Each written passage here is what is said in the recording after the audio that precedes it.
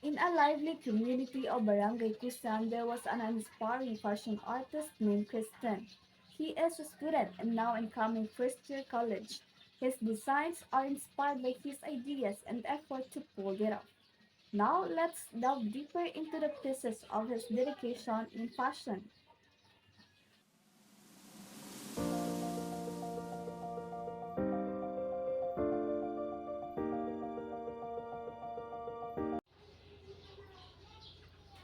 Hi Kristen, can you first formally introduce yourself with us? Hello, I am Kristen A. Francisco. I'm 17 years old, turning first year college in a few months. I am a student who passionate to learn about sewing and to become a fashion designer someday.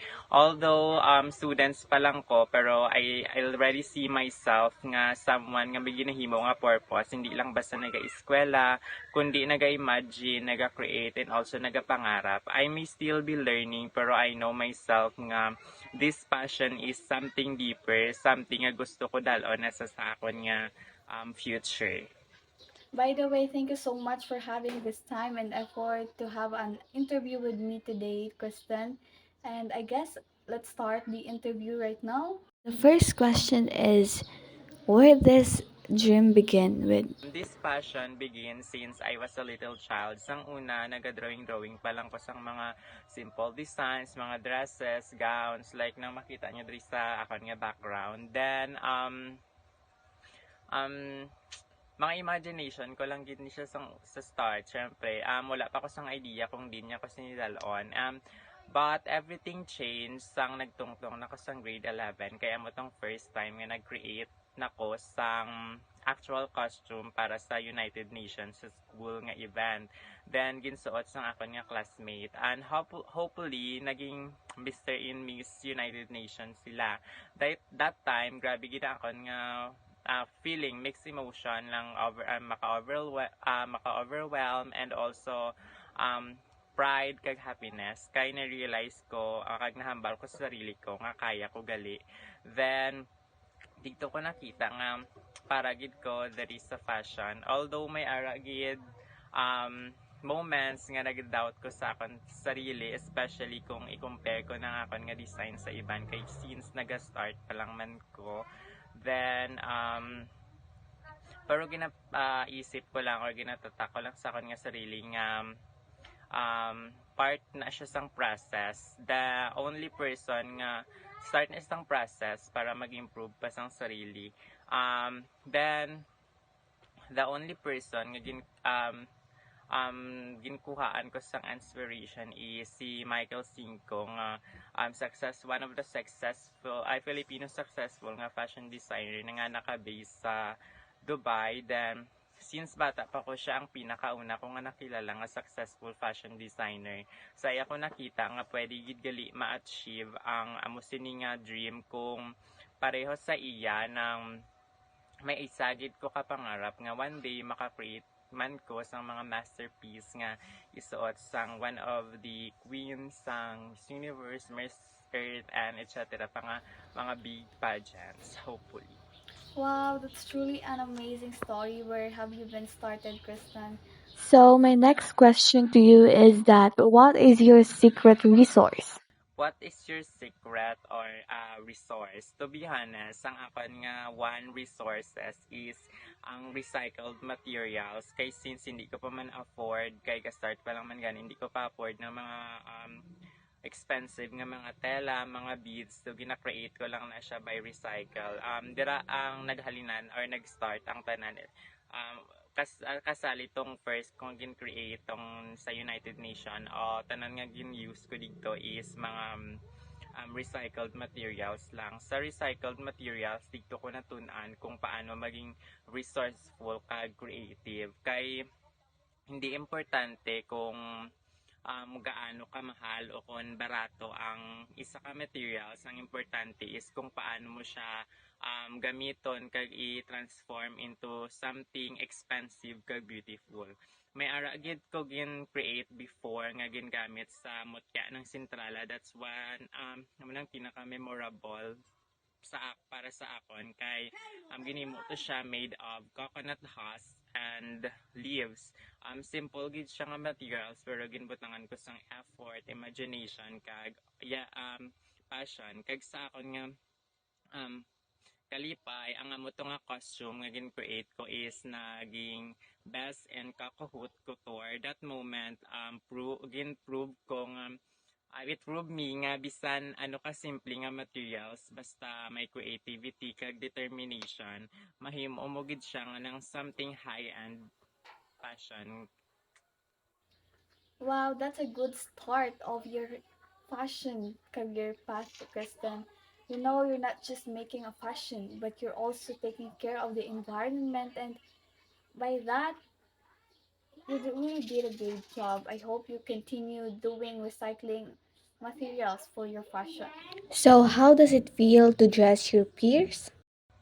The feeling sang makita ko ang akon classmate nga nagasuot sang akon mga creation nang maka-feel ko sang mixed emotion, the happiness, pride, and also ang gratitude. Happy ko kay ginasaligan nila ko, wala sila hesitate nga i-entrust sa ako ng ilang mga looks sa ibabaw sang stage, especially kung may mga pageant.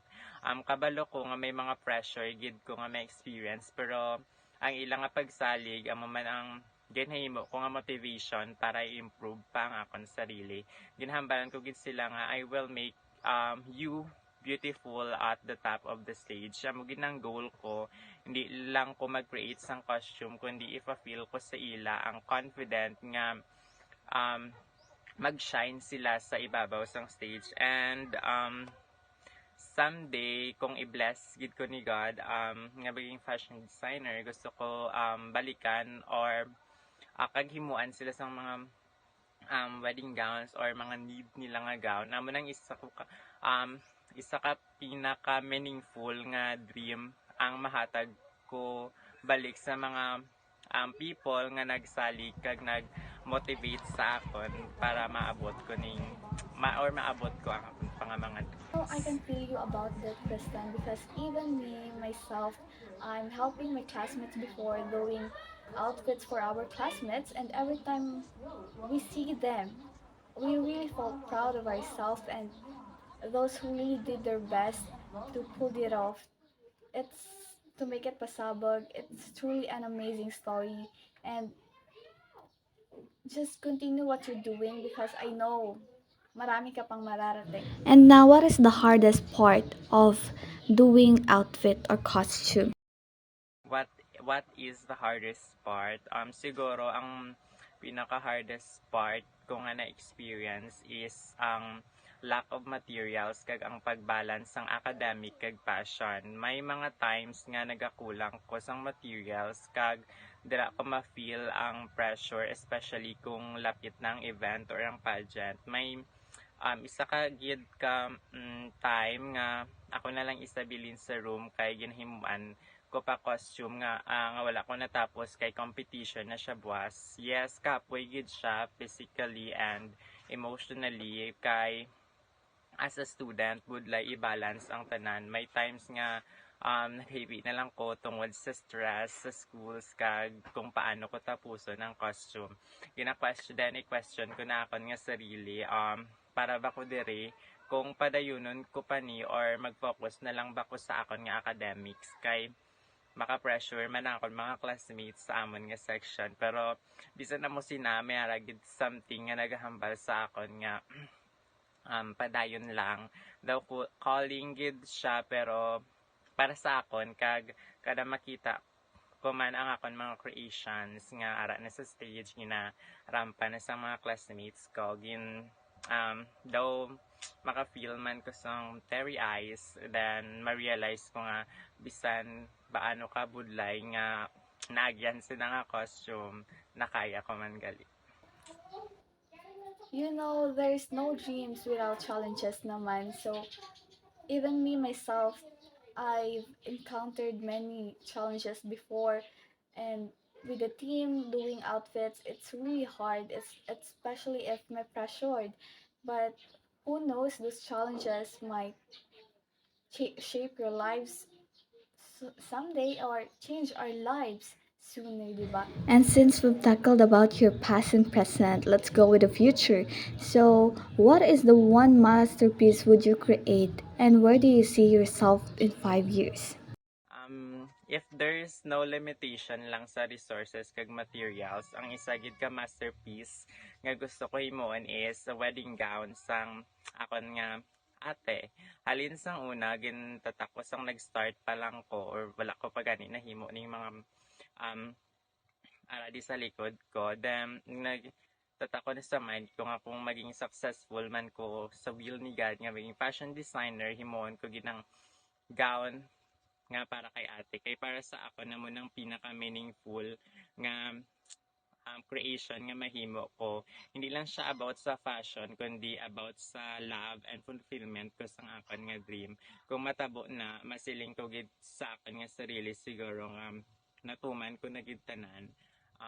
Nahimo ko ng purpose ko as a fashion designer. Pero hindi na siyang stop sa like isa lang siya ka goal ko nga matapos. And in 5 years siguro I see myself as someone nga naga-create pagid sang damo nga designs nga naga-improve kag hopefully mayara na ko sang enough resources para i-support ang akon nga passion. Then hopefully in sa 5 years nga na mayara na ko may mahimo nga creations nga irampa sa bigger stage. And kay gusto ko pa mag-grow kag magpadayon bisan ano pa ang challenges i-conquer ko lang sa Japan. Wow, that's a good dream, Kristan. I hope you can really create a masterpiece for your ate, and I hope you really achieve your dreams someday, di ba?